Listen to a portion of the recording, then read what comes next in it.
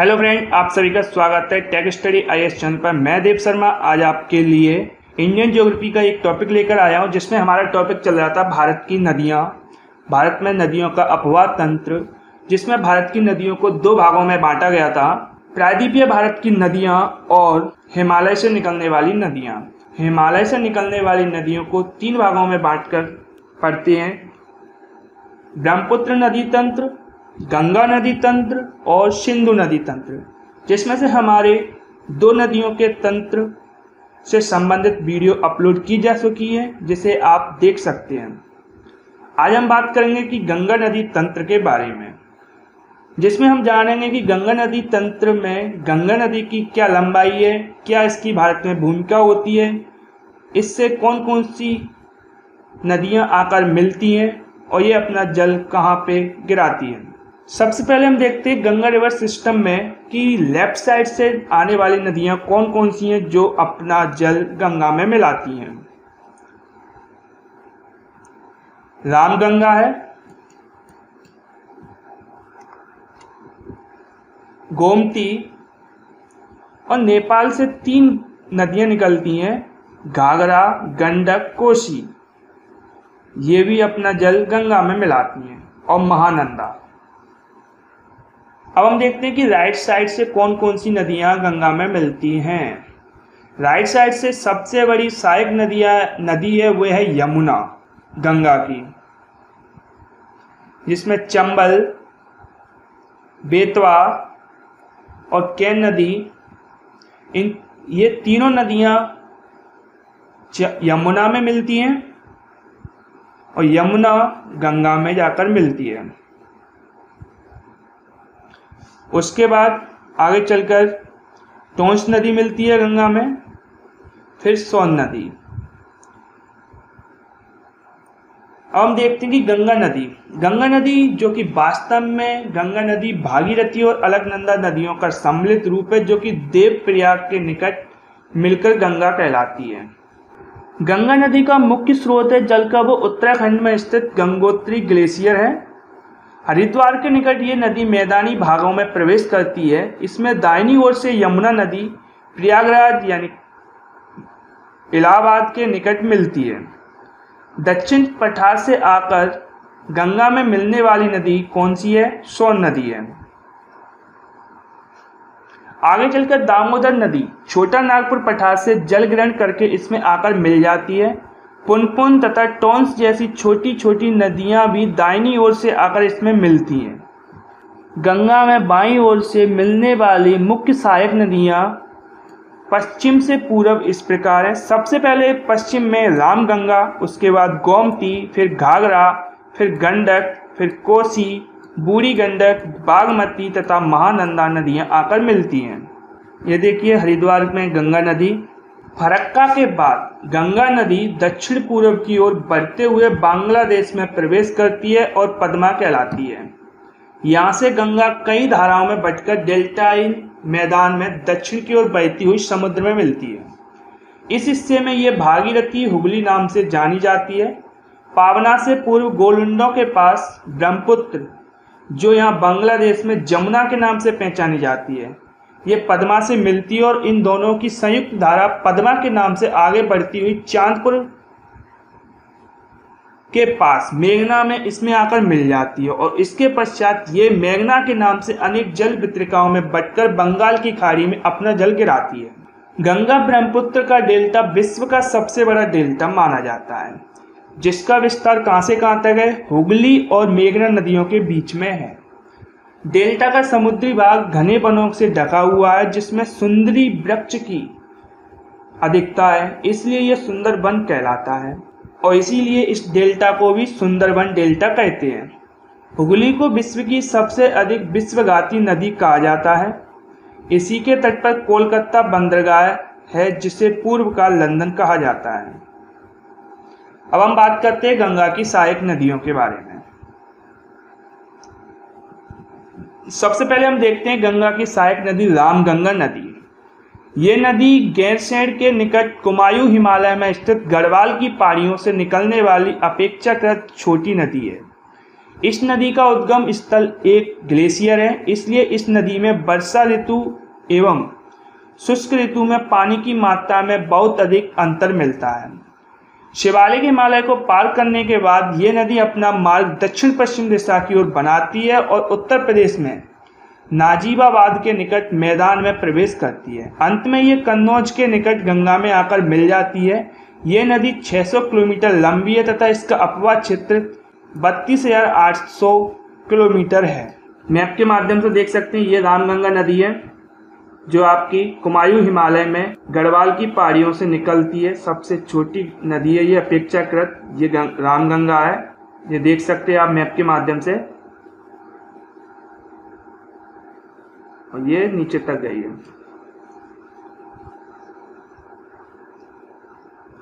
और ये रामगंगा की ढेला सहायक नदी है।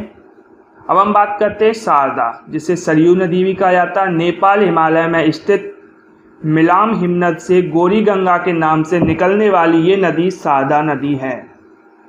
मिलाम ग्लेशियर से कौन सी नदी निकलती है जिसे गौरी गंगा कहा जाता है, वह है शारदा नदी, जो कि भारत और नेपाल सीमा पर काली नदी के नाम से जानी जाती है। उत्तर प्रदेश के बाराबंकी जिले में ये नदी घाघरा नदी में मिलती है, तो इसे चौक के नाम से जाना जाता है। उसके बाद हम बात करते हैं गंडक नदी। गंडक नदी धौलागिरी एवरेस्ट पर्वत के मध्य से नेपाल हिमालय से इसका उद्गम होता है। ये नेपाल के मध्य भाग का जल बहाकर लाती है, जो कि बिहार के चंपारण जिले में गंगा के मैदान में प्रवेश करती है एवं पटना के निकट सोनपुर में गंगा में मिल जाती है। ये नदी अपने मार्ग परिवर्तन के लिए प्रसिद्ध है। इसकी कुल लंबाई 425 किलोमीटर है तथा इसका जो अपवाह क्षेत्र है 48,500 वर्ग किलोमीटर है। वहीं इसका अपवाह क्षेत्र भारत में 9,540 वर्ग किलोमीटर है। अब हम मैप के माध्यम से देखते हैं शारदा नदी। ये देखिए अपनी शारदा नदी ये आकर आपकी घाघरा में आकर मिलती है।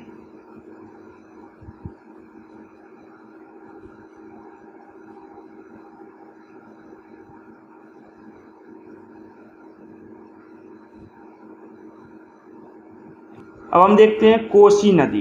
कोसी नदी गंगा की सबसे बड़ी सहायक नदियों में से एक है, जो एक पूर्ववर्ती नदी है। ये 7 नदियों से मिलकर बनती है।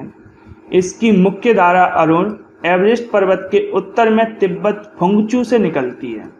नेपाल के मध्य हिमालय को पार करते ही पश्चिम की ओर इसमें सुनकोसी तथा पूर्व की ओर से तमूर कोसी आकर मिल जाती है। अरुण से मिलने के बाद ये सप्तकोसी बन जाती है। ये नदी 730 किलोमीटर लंबी है। इसका अपवाह क्षेत्र 40,900 वर्ग किलोमीटर है, जबकि भारत में इसका अपवाह क्षेत्र 21,500 वर्ग किलोमीटर है। कोसी नदी को बिहार का शोक भी कहा जाता है। कोसी नदी को हम मैप के माध्यम से देखते हैं। ये देखिए तिब्बत में ये आपकी कोसी नदी निकल कर आ रही है और ये आके यहाँ पे आपकी गंगा में मिलती है।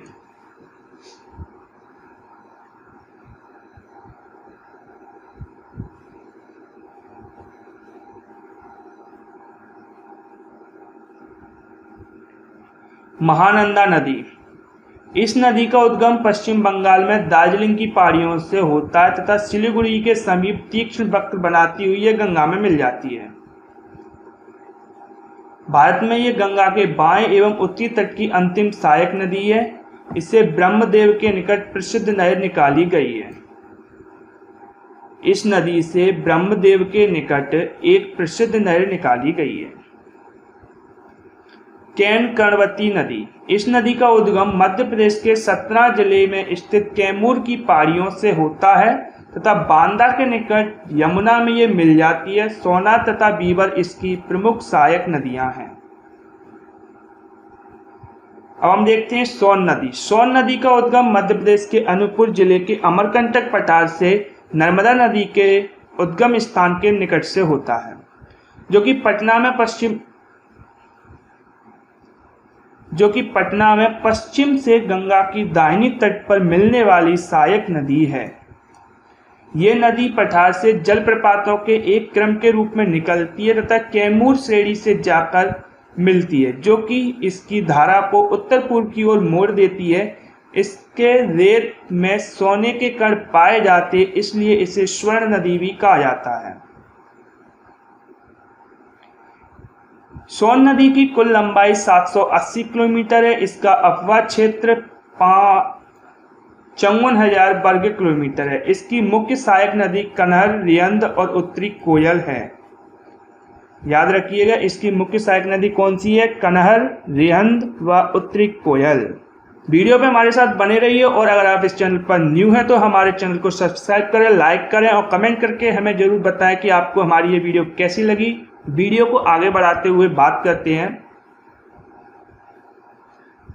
गंगा की अगली सहायक नदी है दामोदर नदी। दामोदर नदी पश्चिम बंगाल तथा झारखंड में भ्रंश घाटी में प्रवाहित होने वाली नदी है, जो कि झारखंड के छोटा नागपुर पठार के पूर्वी भाग से निकलकर आसनसोल के समीप पश्चिम बंगाल में डेल्टा मैदान में प्रवेश करती है। अंत में रूपनारायण नदी के जल को ग्रहण करती हुई हुगली नदी में मिल जाती है। इसकी कुल लंबाई 541 किलोमीटर है। इस नदी का बहाव क्षेत्र 22,000 वर्ग किलोमीटर है।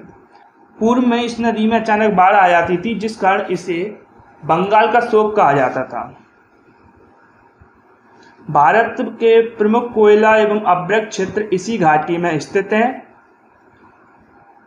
दामोदर नदी की जो प्रमुख सहायक नदियां वे हैं बराकर, जमुनिया तथा बरकी। अब हम बात करते हैं यमुना नदी के बारे में, जो कि गंगा की एक सहायक नदी है और सबसे लंबी सहायक नदी है। यमुना नदी जो बंदरपूछ के पश्चिमी ढाल में स्थित यमुनोत्री ग्लेशियर से टिहरी गढ़वाल जलाशय निकलती है। कहाँ से निकलती है? टिहरी गढ़वाल जलाशय। ये गंगा के समानांतर बहती है हुई प्रयाग यानी कि इलाहाबाद में गंगा में मिल जाती है।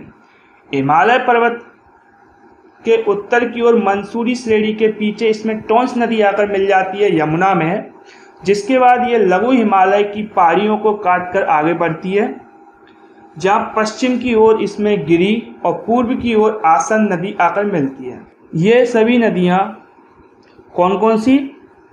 चंबल, सिंध, बेतवा, केन तथा टोंस, अरावली श्रेणी, विंध्य श्रेणी तथा मध्य प्रदेश के मालवा पठार से निकलती है। यमुना की कुल लंबाई 1370 किलोमीटर है। इसका क्षेत्रफल 3,59,000 वर्ग किलोमीटर है।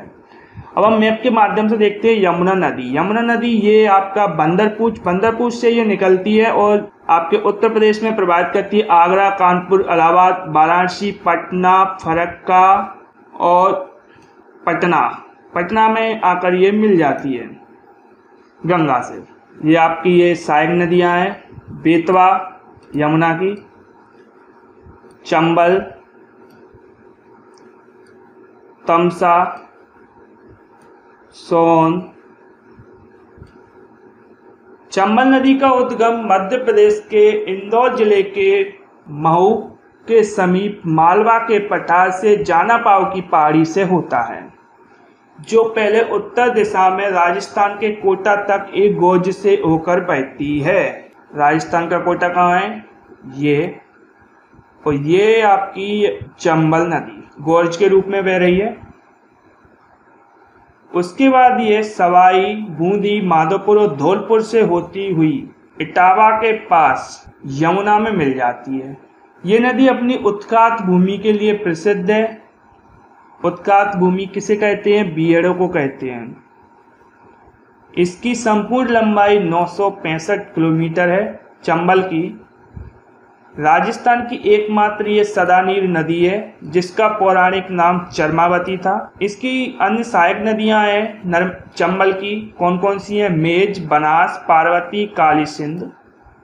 अब पूरा एक मैप के माध्यम से गंगा नदी के बारे में समझते हैं। गंगा नदी उत्तराखंड में गंगोत्री ग्लेशियर से निकलती है। ये आपका गंगोत्री ग्लेशियर और ये आपके उत्तराखंड से निकल रही है गंगा नदी। गंगा नदी में सबसे पहले रामगंगा नदी मिलती है। ये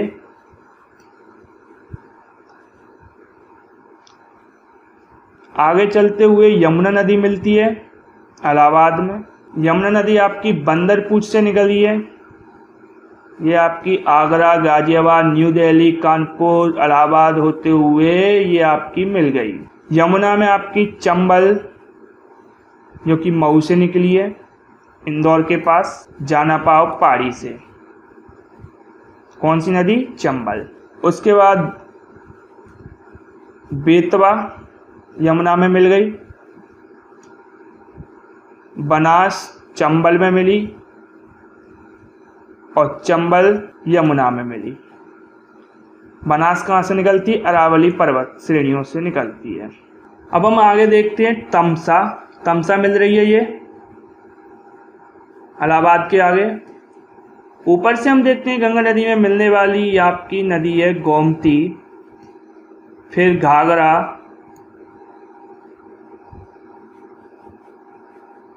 और घाघरा में आकर मिलती है शारदा।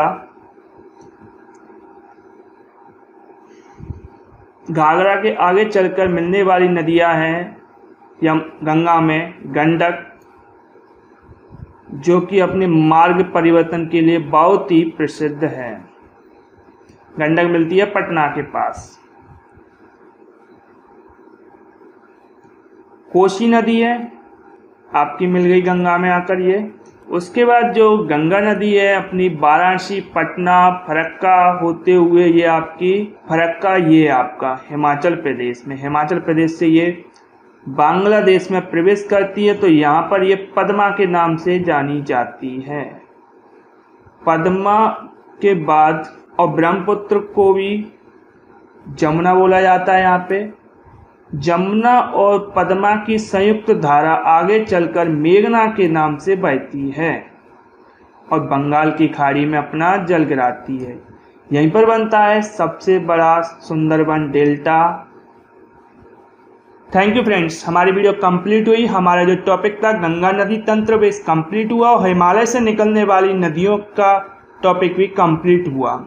हमारा जो पार्ट था पार्ट ए कंप्लीट हुआ आज अफवाह तंत्र का, जिसमें हमने हिमालय से निकलने वाली नदियों के बारे में पढ़ चुके हैं। अब हम नेक्स्ट वीडियो में पढ़ेंगे प्रायद्वीपीय भारत की नदियाँ। प्रायद्वीपीय भारत की नदियाँ दो भागों में बांटी गई हैं, बंगाल की खाड़ी में जल गिराने वाली नदियाँ और अरब सागर में अपना जल मिलाने वाली नदियाँ।